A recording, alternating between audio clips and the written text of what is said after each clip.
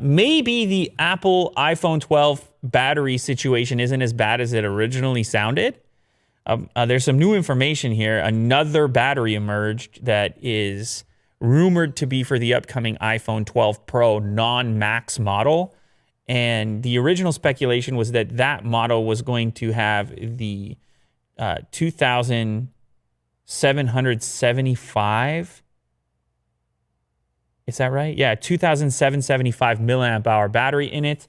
But then this new battery shows up as it would at one of these certification facilities. I believe this was once again in Korea with a slightly higher count, 2,815. So 2,815 milliamp hours, a tiny improvement over the original rumor. Nothing major, but for those that were worried, you got yourself a couple more milliamps. It's important to note, this is still a downgrade from the previous version. I did mention, though, that likely this new chip that's going into these iPhone 12 devices, whether it's Pro or not, should be a little bit more efficient, which could compensate.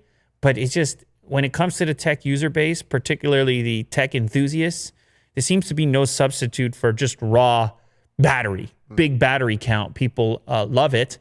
And, of course, we're just talking about those gaming phones, 5,000, 6,000 milliamp hours.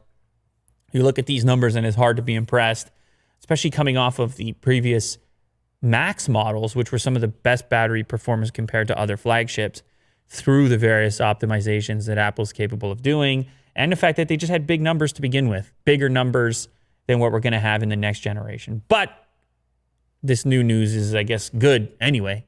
At least it's not the 2775 in the Pro model. It's hardly a Pro number.